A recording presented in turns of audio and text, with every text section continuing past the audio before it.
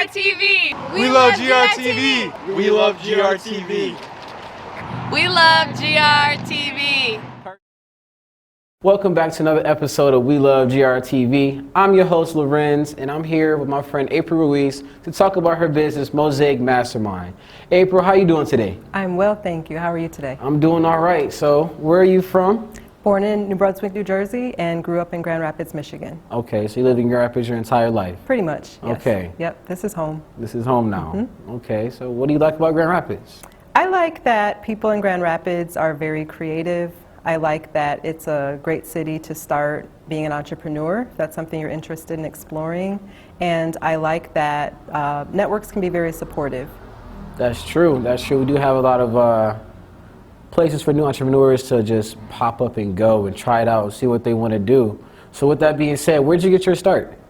I would say I got my start by being born into a family of educators. My mom was a teacher, her brother was a teacher, my father's sister was a teacher, and I had several relatives who were educational administrators or paraprofessionals, including my grandmother.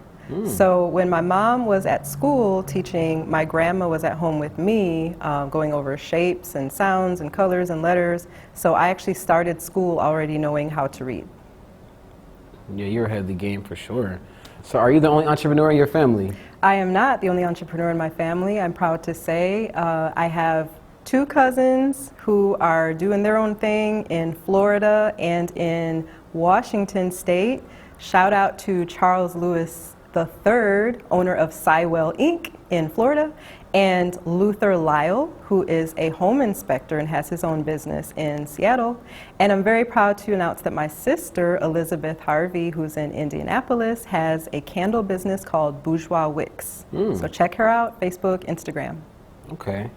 So how did your upbringing around a lot of educators push you to be an entrepreneur, or what caused you to be an entrepreneur?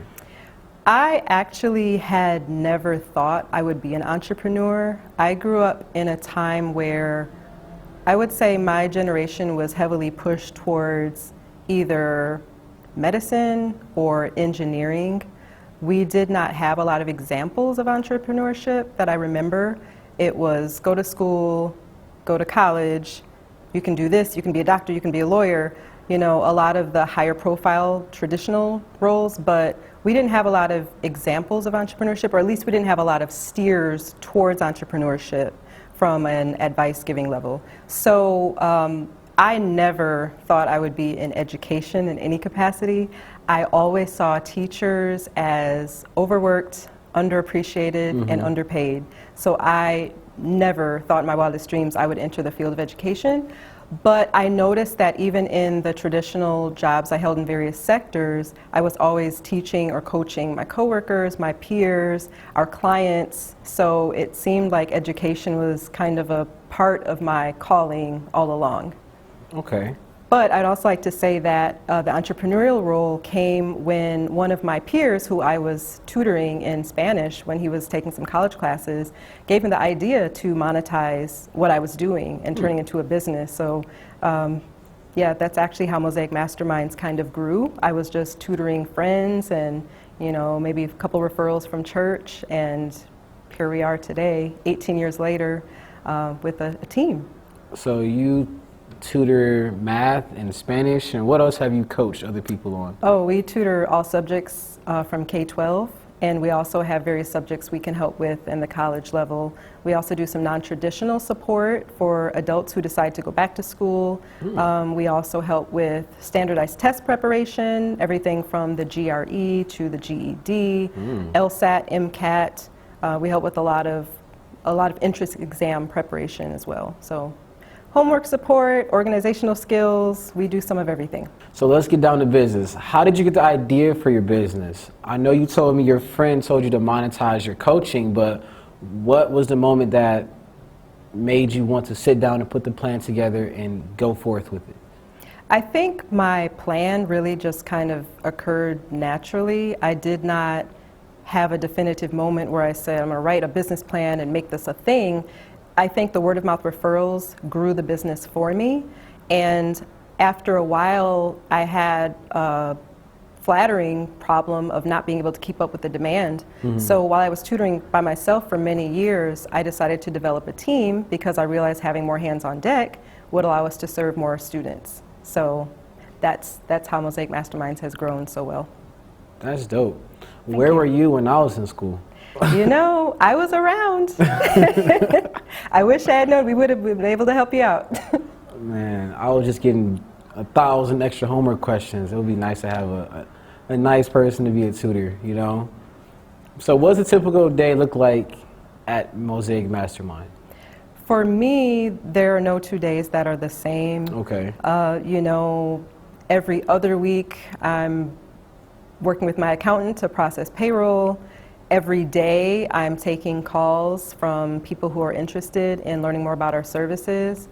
Every week I am checking in with my teammates, with our clients, trying to ensure that everyone's having a positive experience and seeing where I can be of support in any way. I might be running errands, I may be making Facebook posts. Every day looks different for me. Okay. So if there's a kid who needs extra help, how do you give them extra help? Some students need more support than others, and I'm really blessed to have a team that is flexible enough to work with all kinds of students.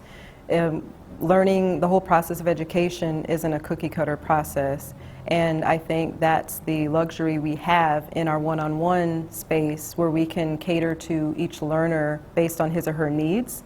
So if students need extra support, for one, with the parents' permission, we speak directly to teachers, counselors, social workers, anyone on that caring team of support in order to get the best overall service for the student.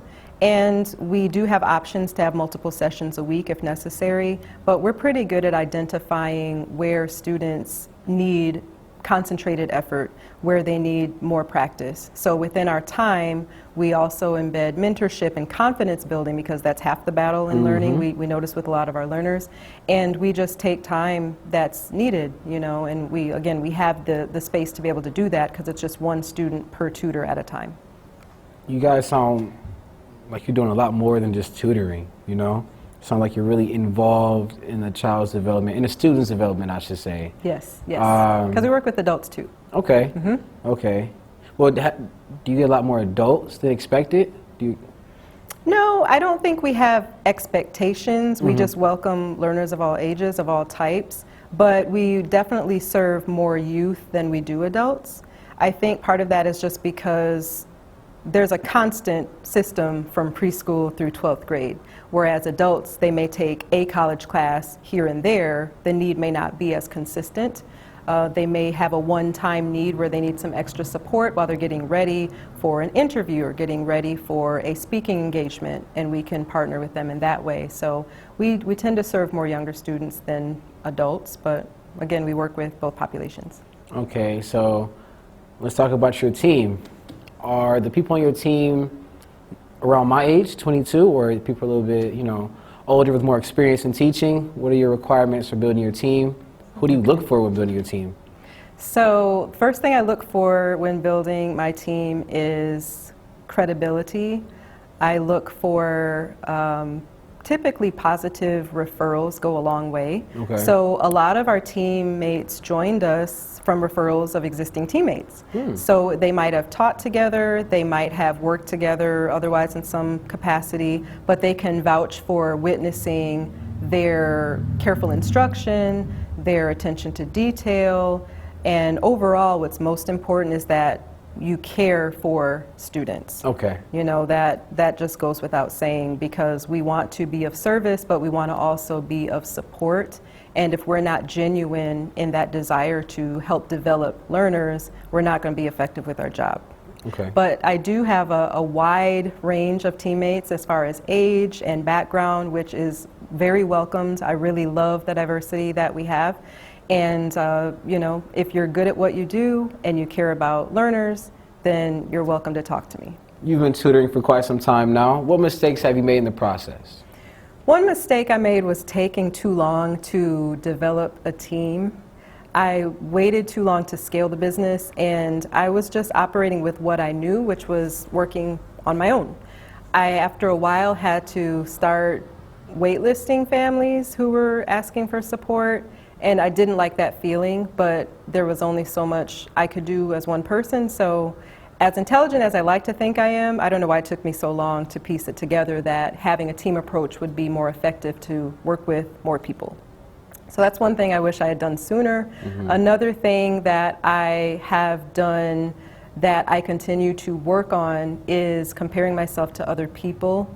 Despite the achievements I know I've made and the accomplishments I have, a lot of times I look at other people and I see, you know, especially like social media influences, I'm wondering, am I doing enough, or am I achieving at the rate I should, or why don't I have what I see other people have? And so that's very unproductive, for one, and it's really hypocritical of me because I teach and preach the total opposite with my students.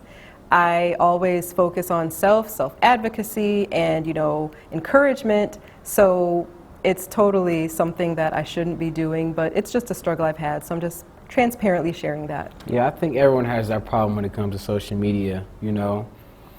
It's just so much going on around you, it makes you think like, well, am I doing enough? Am I doing the right thing? Am I doing what I'm supposed to do? So detoxing is usually the best way to fix that, you know. I have that problem from time to time, but I don't even get on social media no more, surprisingly. I just do my own thing.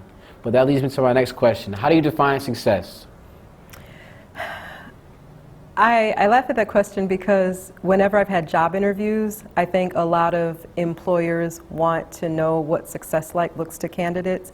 And I think there's no real answer for that. I think it's left to one's interpretation. So I feel that I'm successful when I can feel accomplished, when I can feel like I am of service, and when I can feel like I'm growing. So those are the ways I account for success. Okay, I'll give you a definition of success I've seen on Instagram a few times. You define success by the amount of freedom you have. Would you agree with that one? I understand, I think, the aim of that statement. I would say that speaks more to power than success.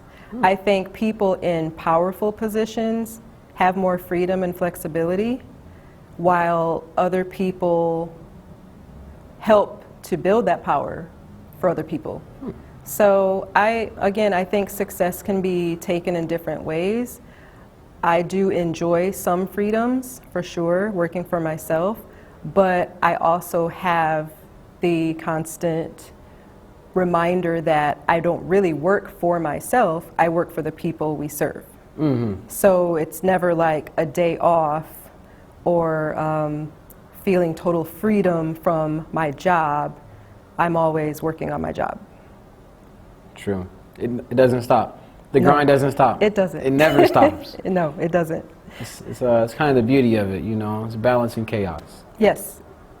I agree with it 110%. Okay, so back to business. How did you build credibility with your students that you tutor? Is it the A+ on the test? Is it just being there and always answering the questions when they need it? How do you build that credibility and a strong relationship with your students you tutor? Our credibility has been built in multiple ways. For sure, the ones you mentioned. So we're an educational support services company. If we were not moving the needles, helping students achieve higher grades and retain their learning in stronger ways, we would not be operating.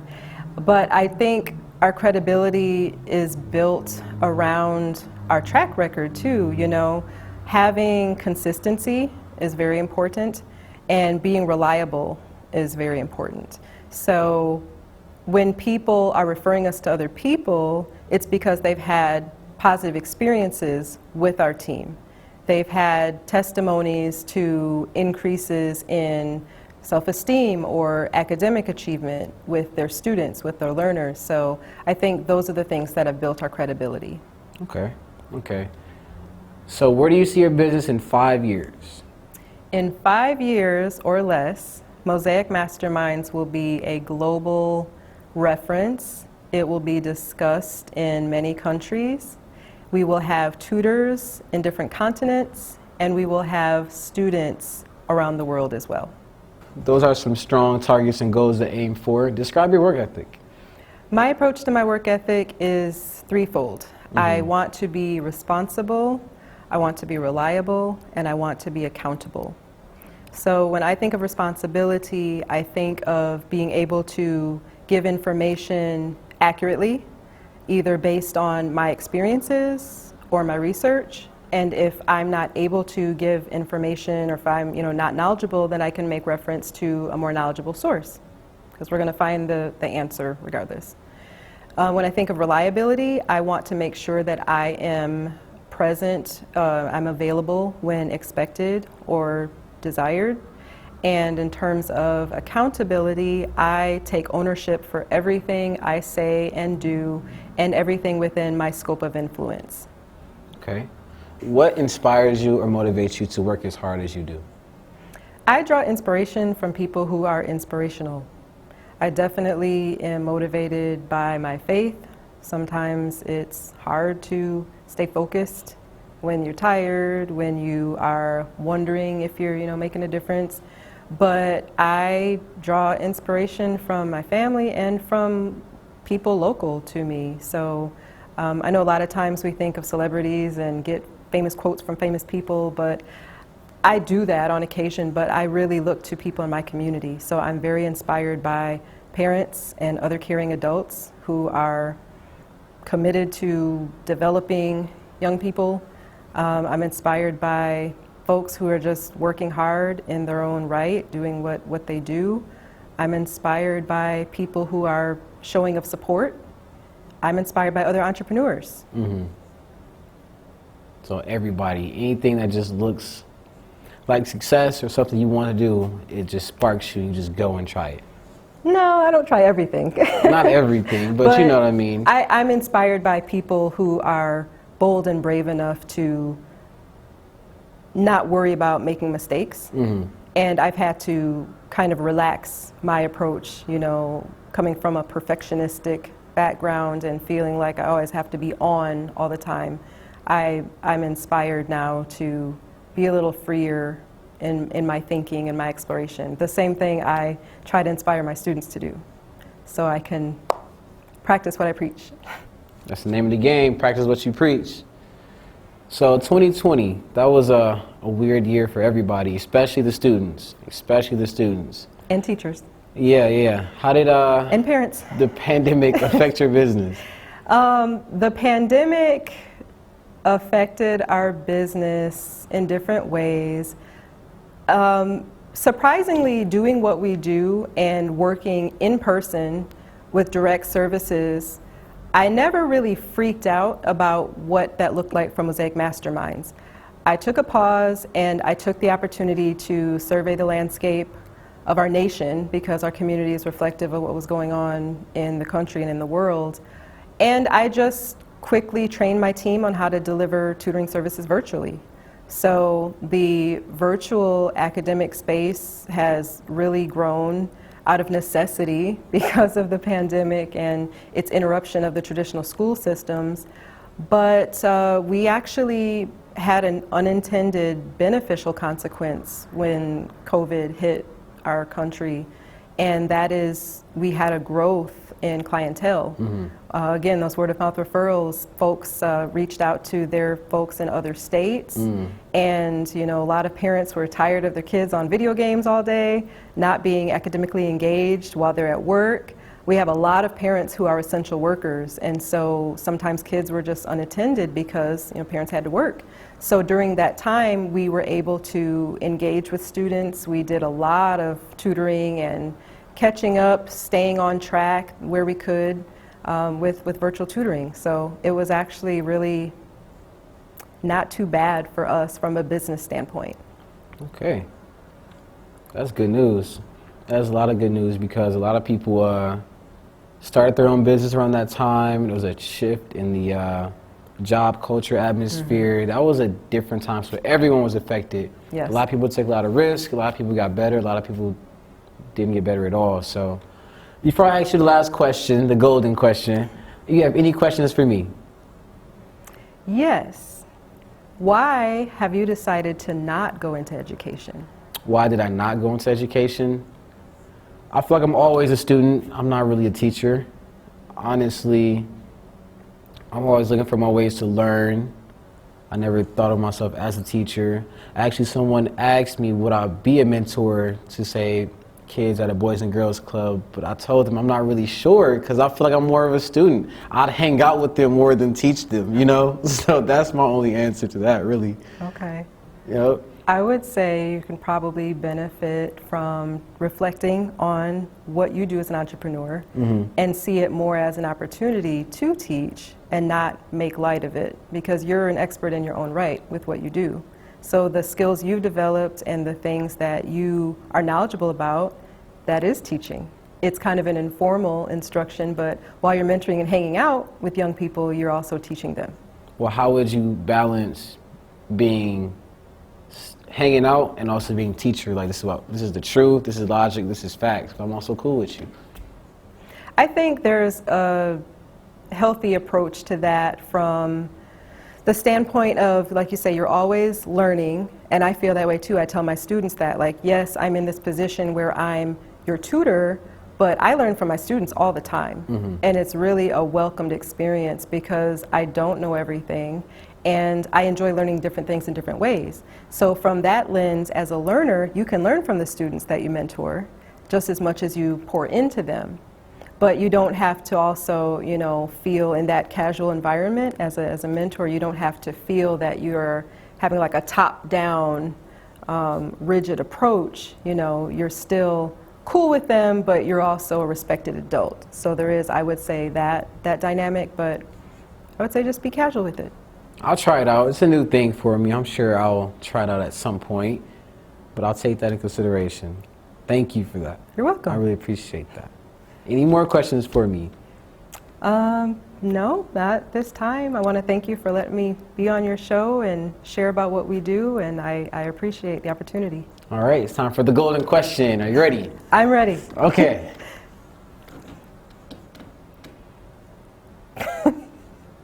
What can we do to make Grand Rapids a better city? To make Grand Rapids a better city, I would say we can do a better job of listening and being empathetic. I think there's a lot to be gained and a lot of opportunity to be seized by paying attention to the people who live here and by being respectful of everyone's circumstances and experiences. If we all see each other as people, as humans, as relatives of someone, as friends of someone, contributors to our community, instead of feeling like some people may not understand or be of a certain status to relate to something, I think we would get further ahead if we just honestly share more experiences and respond to people's needs. That's a solid answer. Solid answer. I agree with you 100%. Thanks. Any last words to the people? Mosaic Masterminds.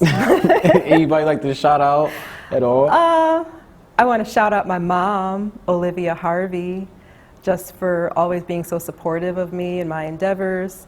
I want to shout out to my team, my fantastic team. I'm very blessed to have them. There are 18 of us now, so I'm not going to name everyone. But mosaicmasterminds.com, you can see all of our masterminds on our team. But just thank you to all of you for your continued support, your expertise, your care for our students and our families that we serve, and just allowing me to be a part of what you're doing in our community. Thanks also to my support system, my friends, and family, and thanks to you again. Thank you for being on my show. This was a great interview. I enjoyed talking to you. Thank you very much. Appreciate it. All right, guys, that's another episode of We Love GRTV. See you guys next time.